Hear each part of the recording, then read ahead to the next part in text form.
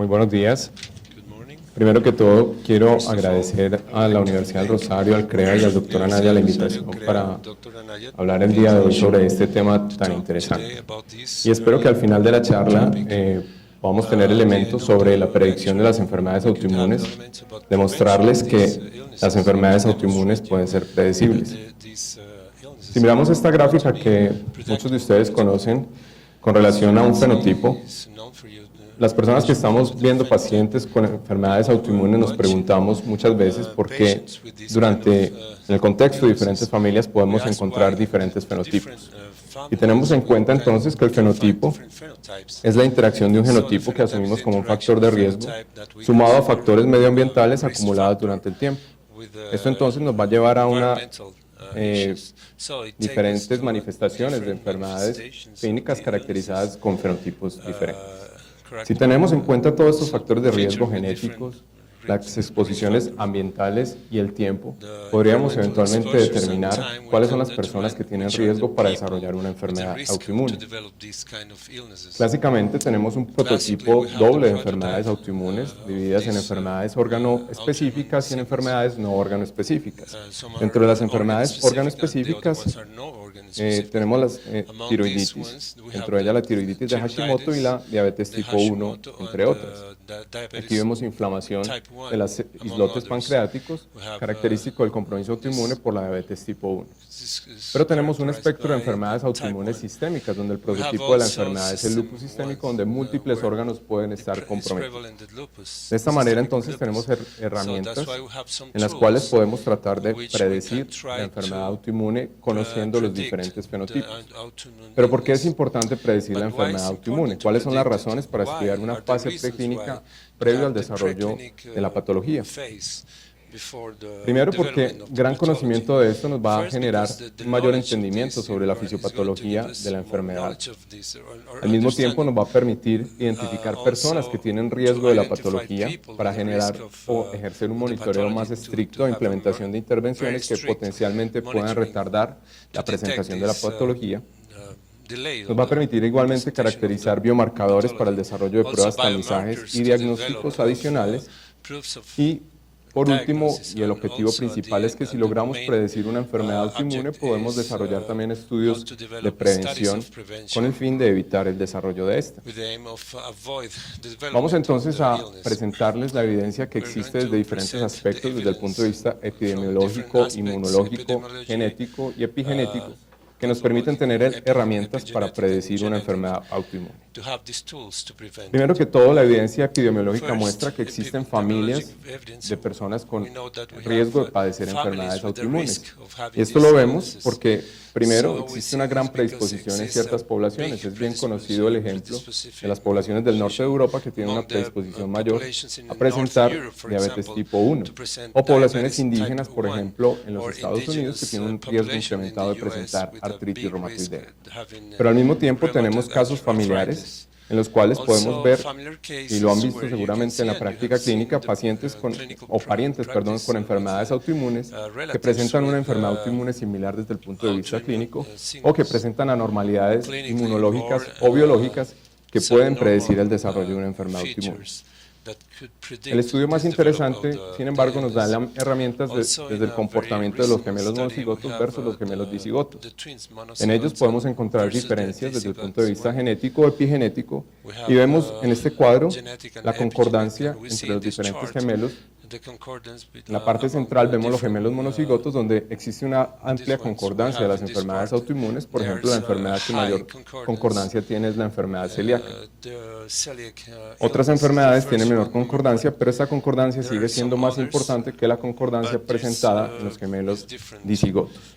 Esto nos da entonces herramientas sobre el carácter genético, pero al mismo tiempo carácter epigenético, ya que los gemelos monocigotos tienen, si bien comparten su genoma, pueden tener modificaciones epigenéticas diferentes entre ellos.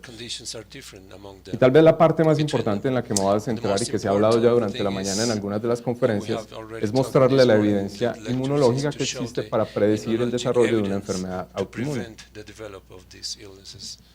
Desde el punto de vista entonces de laboratorio podemos tener personas sin tener una patología autoinmune, pero que de forma incidental descubrimos que tienen anticuerpos positivos.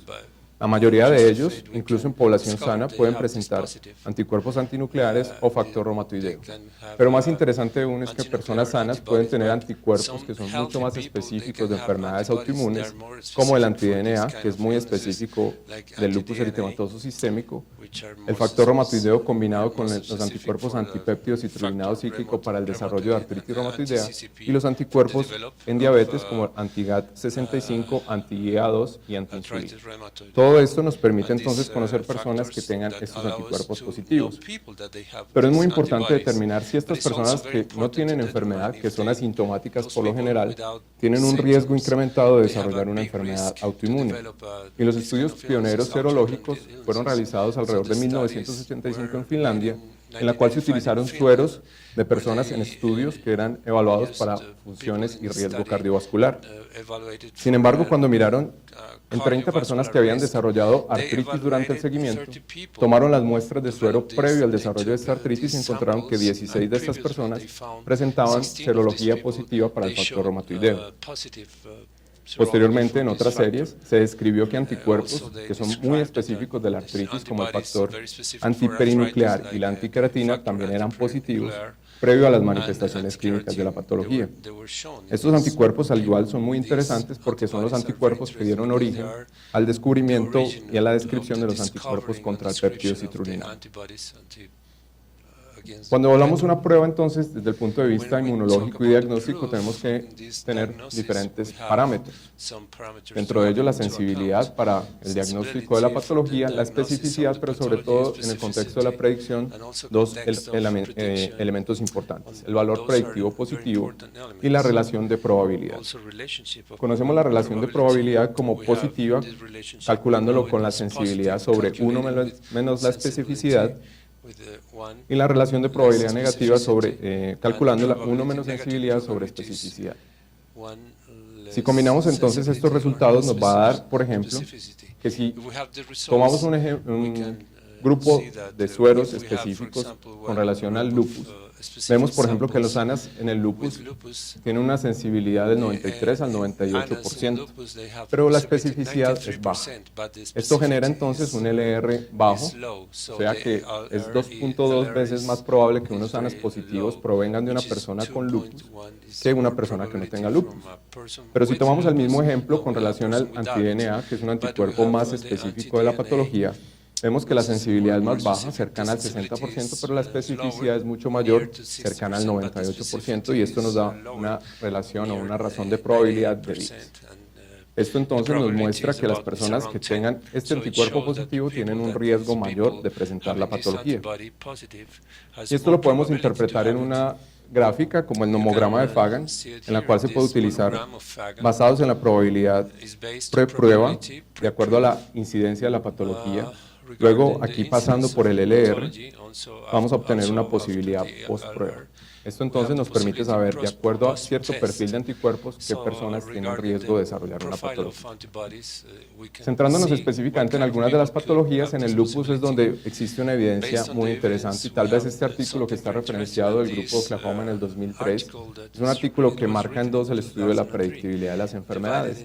Si bien ya se conocía aspectos inmunológicos en personas sanas antes del desarrollo de la patología, este estudio demuestra que las anomalías inmunológicas aparecen de forma creciente y que el curso de las anomalías es predecible. De esta manera se determinó un incremento del riesgo cercano a 40 veces. Y esta gráfica ya la habíamos visto esta mañana, pero el estudio utiliza una aproximación muy interesante. En militares que han tenido muestras recogidas durante muchos años y que desarrollaron lupus, se fueron a evaluar años antes en el suero de estas personas si tenían presencia de anticuerpos que pudieran sugerir el desarrollo de una patología como el lupus. Y observamos acá de forma interesante cómo incluso alrededor de 10 años antes, pero acá vemos 6 años antes, aparecen alrededor de un anticuerpo en el suero, y cómo cerca a la manifestación clínica y al diagnóstico de la patología, el número de anticuerpos va aumentando. Esto entonces está en relación a lo que les mencionaba anteriormente, donde se puede encontrar un curso predecible de la serología que nos permita saber qué personas están en riesgo de desarrollar la patología y sobre todo en el riesgo inminente ya cercano a las manifestaciones clínicas. Básicamente, entonces, se analizaron todos los anticuerpos que se utilizan de forma rutinaria en los pacientes con lupus y se encontraron tres grupos de pacientes. En el primero, habían muestras incluso de 10 años antes que eran positivas para la presencia de anticuerpos antinucleares. Y vemos cómo este grupo de anticuerpos antinucleares, anti-Rho, anti-La y antifosfolípidos tienen en promedio o aparecen en promedio entre 3 y 4 años antes del desarrollo de la patología. Un segundo grupo está relacionado con los anticuerpos anti-DNA de doble cadena, que como les mencioné tiene la razón de probabilidad más alta comparado con los ANAs, alrededor de 2 años antes del desarrollo de la patología. Y por último, los anticuerpos anti-SM, que también son específicos de la enfermedad, y el anti-RNP, que aparecen un año antes de la manifestación clínica y el diagnóstico de la patología. Estos estudios muy prometedores e interesantes también fueron confirmados en otras poblaciones. Por ejemplo, en una población en Suecia donde los anticuerpos eran presentes 5.6 años antes del desarrollo de la patología, e igualmente el que mejor mostró predicción era el anti-DNA con un OR de 18. Los anticuerpos antifosfolípidos también pueden preceder la aparición del lupus, en promedio 3 años antes del inicio de la patología. Y de forma interesante, la presencia de estos anticuerpos predicen una patología más sistémica en el contexto del lupus.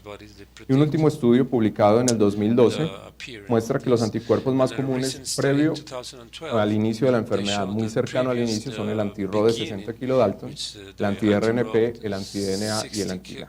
Todo esto entonces nos muestra que la evidencia serológica es contundente con relación a que podemos encontrar anticuerpos específicos de la enfermedad previo al desarrollo de una patología. Esto no quiere decir que esos anticuerpos sean responsables de la fisiopatología, pero es un fenómeno que nos está mostrando que existen algunas anormalidades y que nos van a predecir el curso hacia una patología sistémica. Igualmente, esta evidencia inmunológica se ha confirmado en la artritis, en la cual el 50% de los pacientes presentan anticuerpos previo al desarrollo de la patología, y estos anticuerpos son básicamente dos: el factor reumatoideo y los anti-CCP.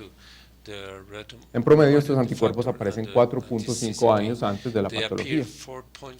Y de forma interesante, si vemos en la parte inferior de la tabla, si tenemos personas con serología con factor reumatoideo positivo IgM y anti-CCP positivos, tenemos un gran valor predictivo positivo cercano al 100% del desarrollo de una patología como artritis reumatoidea en el curso de los 5 años siguientes. Esto lleva al entendimiento también de puntos adicionales. Si vemos, por ejemplo, la diseminación del epítope, un concepto interesante en el desarrollo de enfermedades autoinmunes, como antes del desarrollo de la enfermedad, vemos acá en la barra negra y blanca, las personas que van a tener un desarrollo inminente de la patología empiezan a presentar reconocimiento contra diferentes tipos de péptidos citrulinados. O sea que no solamente es la presencia de un péptido anti-CCP o un anticuerpo anti-CCP, sino también los diferentes epítopes que pueden encontrarse, como la enolasa, por ejemplo, la vimentina o el fibrinógeno. Adicionalmente, estos pacientes o estas personas que van a desarrollar de forma inminente la artritis reumatoidea también empiezan a presentar anormalidades en citoquinas, como la interleuquina 12, la interleuquina 1 beta, entre otras, en la cual podemos determinar entonces cuáles son las personas que tienen un riesgo inminente de presentar la patología. Y este es un artículo aún más reciente, del 2015, en el cual no solamente es el anticuerpo positivo, si reconoce diferentes tipos de péptidos citrulinados, sino también qué porcentaje de glicosilación presenta. Y vemos que las personas que tienen simplemente dolores articulares o artritis indiferenciada versus artritis reumatoidea tienen un porcentaje de galactosa menor en los anticuerpos, lo que explica que existen anormalidades en ellos que pueden predecir aún más de forma inminente el desarrollo de la patología. Algunas palabras sobre la diabetes tipo 1, porque tal vez es la enfermedad donde más se ha generado un modelo de predictibilidad de las enfermedades en poblaciones con alta incidencia de la patología. Y es básicamente porque se conocen muy bien los anticuerpos que están presentes en la diabetes tipo 1. Existen 4 tipos de anticuerpos: antiinsulina, anti-GAT65, anti-GIA2 y uno más recientemente descrito, el transportador de zinc 8, que está relacionado con la patología. ¿Y esto por qué es importante? Porque el riesgo de progresión es mayor si 2 o más anticuerpos son positivos, cercano al 75% versus el 25% si solamente uno de los anticuerpos está presente. Esto se integra a lo que vamos a ver más adelante de la parte genética, en la cual podemos tener un riesgo o predecir el riesgo del desarrollo de la patología de una forma más acertada. Este es el resumen entonces de los artículos propuestos sobre la predicción de las enfermedades autoinmunes, donde influyen factores genéticos, factores ambientales, muchos de ellos desconocidos, y cómo se va ocurriendo durante el tiempo una pérdida de la tolerancia. Inicialmente la autoinmunidad, que es un componente fisiológico, cómo se va perdiendo esa tolerancia y finalmente pasa mucho tiempo para que ocurran las primeras manifestaciones clínicas. La idea entonces del estudio de la predicción de enfermedades autoinmunes es poder detectar personas en este rango antes de desarrollar la patología y poder desarrollar métodos de prevención. Si volvemos al esquema entonces anterior y si nos enfocamos en la artritis reumatoidea, vemos por ejemplo diferentes fases, y esto ya está sedimentado desde el 2012, que la artritis reumatoidea tiene 6 fases, de fase A fase F, en la cual la fase A y B corresponden a los riesgos genéticos ya muy conocidos, el HLA y otros no HLA, y factores de riesgo, principalmente la exposición al tabaquismo. Vemos posteriormente la fase C, en la cual aparecen los anticuerpos ya en sueros de las personas antes del desarrollo de la patología, y esos anticuerpos pueden ser factor reumatoideo o anti-CCP, y ya finalmente fases clínicas, la fase D, paciente que empieza a presentar artralgias y ya posteriormente artritis indiferenciada y la clásica artritis reumatoidea. Entonces, para los estudios de predicción y las fases de prevención nos enfocamos en las fases A y B y en la fase C, donde podemos determinar los anticuerpos. El mismo modelo aplica para lupus, donde vemos cómo se van incrementando los anticuerpos, ya lo vimos en la gráfica, cómo van apareciendo mayor número de anticuerpos, pero al mismo tiempo cómo se van describiendo alteraciones de citoquinas o alteraciones de los linfocitos B y linfocitos T, que son responsables de daño adicional y pueden predecir de una manera también inminente el desarrollo de la patología. Muy rápidamente, porque ya se explicó, el doctor Starlow explicó muy bien durante la charla anterior el componente genético, podemos tener una evidencia genética y en cada una de las enfermedades y en diferentes poblaciones la evidencia genética es diferente. Esta evidencia genética está basada en alelos del HLA y sobre todo en alelos de riesgo, pero también es importante la ausencia de alelos de protección.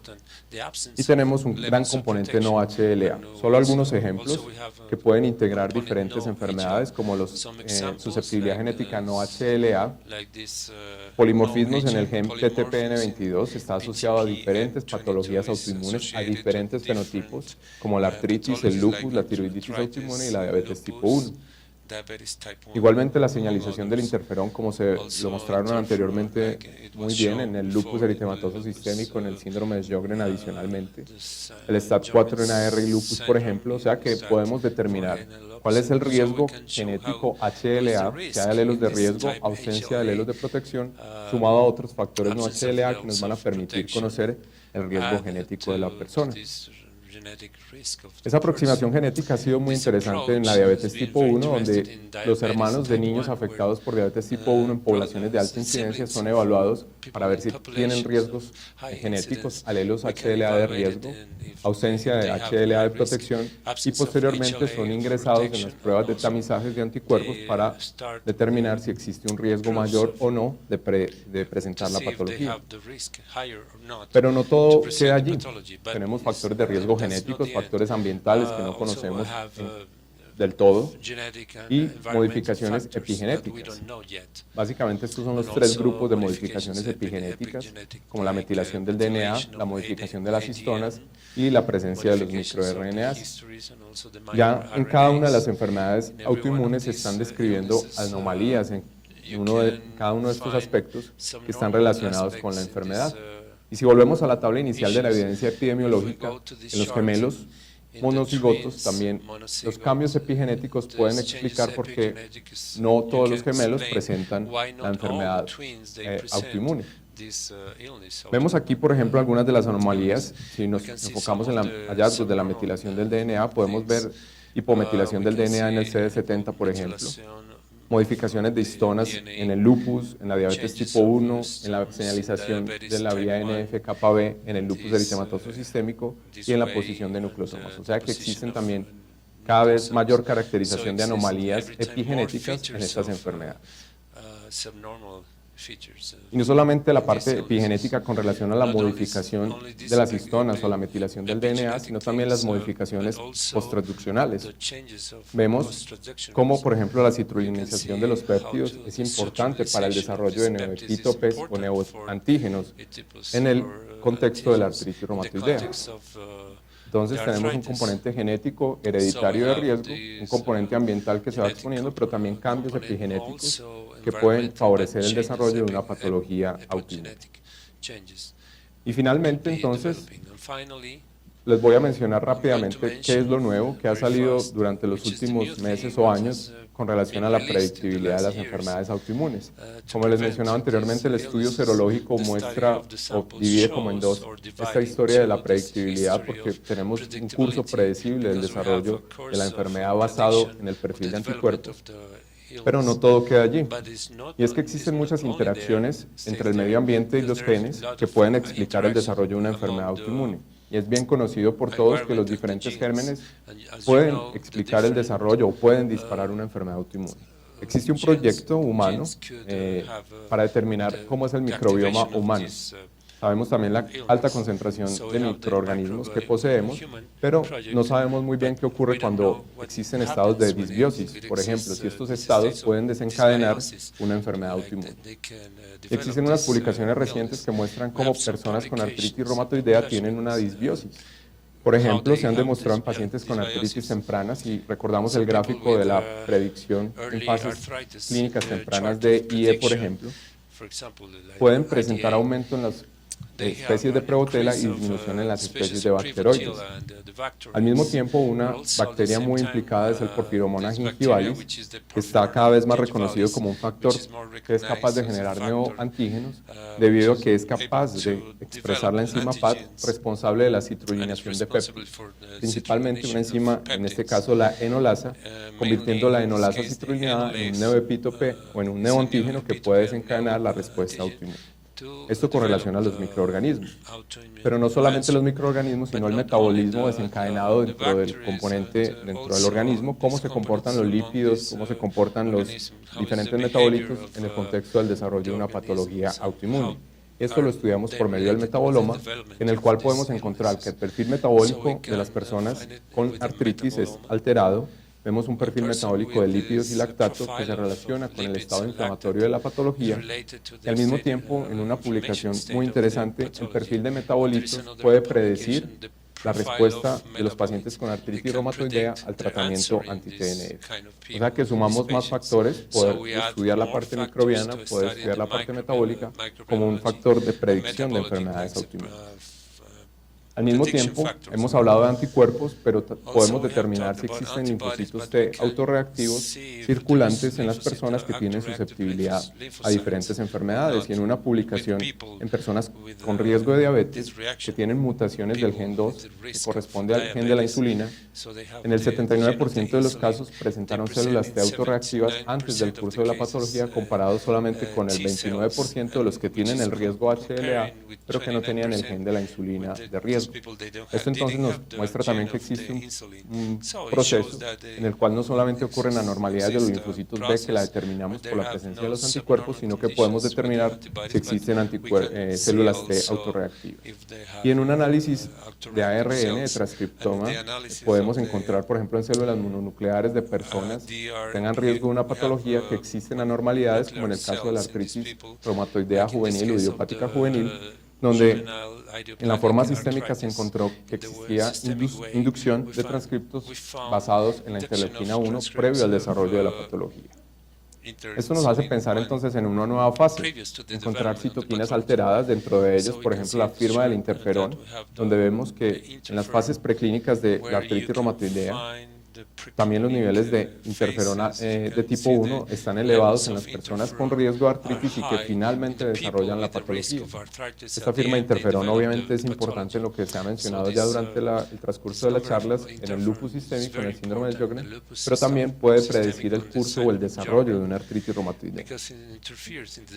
Y están empezando a aparecer estudios de citoquinas en las fases preclínicas de pacientes con lupus, por ejemplo. Se han encontrado en personas que desarrollaron lupus en 35 pacientes, pero antes del desarrollo de la patología, que tenían niveles elevados de unas citoquinas como el interferón alfa y la citoquina IP10.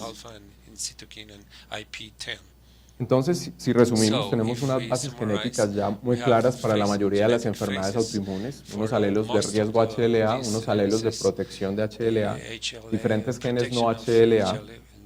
Posteriormente podemos hacer un estudio inmunológico como los anticuerpos anti-CCP en artritis, los SANAS, los anticuerpos anti-insulina, pero con esto alcanzamos una predicción cercana al 70%.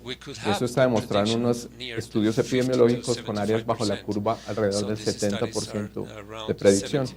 Entonces nos falta un componente adicional en el cual podemos involucrar elementos epigenéticos, metabolómicos y microbianos. Con esto la idea es que si sumamos lo que conozcamos cada vez más sobre las anomalías microbianas, metabólicas y las anormalidades inmunológicas como la presencia de linfocitos T autorreactivos o la elevación de diferentes citoquinas, podemos llegar a una predicción de la enfermedad muy exacta. De esta manera, entonces, se han generado algoritmos y fórmulas que pueden predecir el desarrollo de enfermedades autoinmunes de forma exacta. El problema grande es que sabemos qué personas tienen riesgo por el riesgo genético, por diferentes factores ambientales y por la presencia de anticuerpos, pero no podemos predecir el tiempo. Y eso hace muy difícil poder generar medidas de intervención porque el tiempo puede ser muy corto o puede ser un tiempo de varios años de seguimiento. Y allí empiezan a involucrarse diferentes factores ambientales como el papel del tabaquismo, por ejemplo. Pero sí es muy importante en personas, por ejemplo, con lupus sistémico, la determinación de anticuerpos antifosfolípidos que nos puedan predecir el desarrollo de una segunda enfermedad o una tercera enfermedad en el contexto de la autoinmunidad. Entonces, en el 2013 ya empiezan a aparecer ciertos algoritmos o fórmulas que pueden predecir la patología, como lo vemos acá. El paciente tiene un familiar de primer grado, por ejemplo, en artritis reumatoidea, si tiene algunos síntomas, si tiene dolor, si tiene anticuerpos, y si tiene los dos anticuerpos, el factor reumatoideo IgM y el anti-CCP, obtiene un puntaje en el cual, si vemos la suma de los puntos, va a generar un riesgo alto de la patología y un curso de la patología, digamos, o la aparición de la artritis durante los siguientes 5 años, cercana al 81% para las personas que tienen un alto riesgo, dado los puntajes mayores. En conclusión, entonces, si tenemos la forma de predecir las enfermedades autoinmunes, ¿será que podemos hacer un tratamiento preventivo cuando se ha hecho la predicción de la enfermedad autoinmune? Y es aquí entonces donde se involucran los diferentes tratamientos de prevención. Aún en eso estamos muy cortos, todavía no hay estudios de prevención muy bien terminados, pero ya estamos en esta fase donde podemos determinar qué personas tienen riesgo.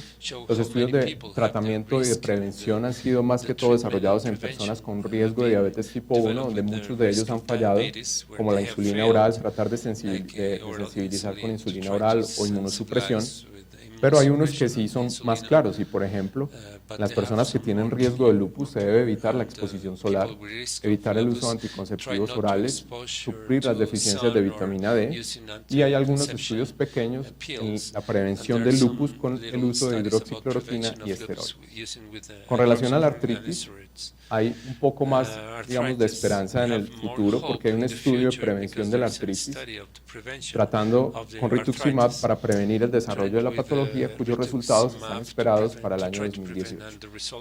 Algo que es muy importante es la suspensión del tabaquismo como principal factor de riesgo ambiental asociado a la patología. Entonces, al principio la pregunta era si las enfermedades autoinmunes son predecibles y la respuesta es sí, podemos predecir con un alto porcentaje las enfermedades autoinmunes, principalmente la diabetes tipo 1A. La aproximación más interesante, como les mencionaba, ha sido utilizada en los familiares de primer grado de niños con diabetes, en los cuales se evalúa la parte genética y la parte inmunológica. Si esos niños tienen riesgos genéticos y presentan 3 o 4 de los autoanticuerpos, el desarrollo de la diabetes es muy claro y empiezan a presentar posteriormente anormalidades en el metabolismo de la glucosa, y esos son los niños candidatos a los estudios de prevención. Pero igualmente esto nos ha permitido hacer un avance a la inversa y, por ejemplo, conocer mucho de la fisiopatología de las enfermedades, cómo se van comportando, y los avances posteriores en los estudios inmunológicos, los estudios genéticos, epigenéticos y la parte microbiana y metabólica nos ayudarán a predecir con mayor precisión y objetividad otras patologías. El objetivo final entonces es que si tenemos la información de predecir la enfermedad autoinmune, podamos desarrollar estudios de prevención seleccionando de forma adecuada a las personas que se van a beneficiar de estos estudios. Muchas gracias.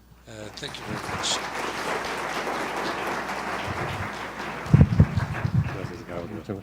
Muchas gracias, doctor Tobón, por su interesante, provocativa y brillante conferencia, la cual está abierta para discusión y preguntas. Si hay algún comentario, alguna pregunta, el doctor Gómez, que viene. El micrófono está aquí, por favor. No obstante, para el público general, quisiera que te presentaras, por favor. Sí, gracias. Primero felicitarte por la charla, que me parece muy interesante. Soy José Gómez Puerta de Medellín, del Grupo de la Universidad de Antioquia. Quería hacer un comentario y una pregunta. El comentario, supongo que conoces, hay un estudio del North Angel Study, que es del Brigham. Es un estudio muy bonito desde el punto de vista metodológico, porque es la oportunidad de coger enfermeras voluntarias sanas y seguirlas durante 30 años. Y ese estudio ha mostrado grandes, digamos, relaciones entre la predicción de la enfermedad y sobre todo lo que es la exposición ambiental, factor de dieta, ejercicio, vitamina D, etc. Si querías comentar un poquito de eso, porque me parece que aparte del estudio de veteranos, pues es un estudio clínico que arranca desde mujeres sanas, seguidas durante 30 años. Y la pregunta más práctica o clínica, en tu caso, ¿qué harías con una mujer con DNA positivos asintomática? Si le darías hidroxicloroquina, ¿cuál sería tu opinión? O una mujer sana, con CCP alto, fumadora, antecedentes familiares y artritis, ¿le darías metotrexato o cuál es tu opinión? Sí, muchas gracias. Es la pregunta que nos hacemos todos. Cuando uno mira toda esta parte de predictibilidad, uno de los objetivos es determinar de forma más clara si la persona está en riesgo de desarrollar la patología para desarrollar métodos de prevención. Sin embargo, también es importante considerar que esos métodos de prevención deben ser métodos que no sean, pues que tengan ciertas características, que no sean medicamentos que puedan generar también un perfil de toxicidad, que no sean muy costosos, que no sean que sean potencialmente inocuos. Con relación a esto, entonces ha surgido como dos tendencias. Hay personas con el uso de la hidroxicloroquina que lo utilizan en personas que tienen un potencial riesgo de desarrollar la patología con la presencia de anti-DNA positivo. Sin embargo, la hidroxicloroquina, aunque bien tolerada, tampoco está exenta de riesgo. Lo que hacemos nosotros de forma rutinaria es evaluar diferentes aspectos, más que todo la prevención desde el punto de vista de los factores ambientales, la exposición solar, el tabaquismo, en el contexto de la persona que tiene riesgo de artritis reumatoidea, pero somos un poco conservadores con relación al inicio de medicamentos, también considerando que pueden ser medicamentos que tienen que tener consideraciones especiales. Sin embargo, sí les advertimos bien al paciente sobre el seguimiento, que ante cualquier eventualidad pues, nos busque más rápido para iniciar medidas de tratamiento temprano. Como les mencionaba durante la charla, existen unos estudios pequeños de éxito en el tratamiento con la hidroxicloroquina, pero todavía no extrapolables y faltarían pues, mayores resultados. Personalmente no lo hace, pues, en la unidad no lo hacemos, yo tampoco lo hago, pero si tenemos el riesgo, si hacemos todas las prevenciones que podamos hacer desde el punto de vista ambiental, ejercicio, miramos los niveles de vitamina D, si están bajos los corregimos, pero si evitamos el uso de medicamentos, en ese aspecto, aunque ambas opciones están disponibles y son utilizadas en otros grupos. Conocemos pues, de grupos que sin tener, digamos, una evidencia muy grande desde el punto de vista en literatura aún, pues se utiliza sabiendo que esto va a generar probablemente una enfermedad. Con relación al estudio de enfermeras, sí, es un estudio muy interesante en el cual no solamente también se evaluaron todos estos factores de predictibilidad, sino también la parte de contaminación y otros que han ofrecido mucha información sobre ambiente y el riesgo de enfermedades autoinmunes.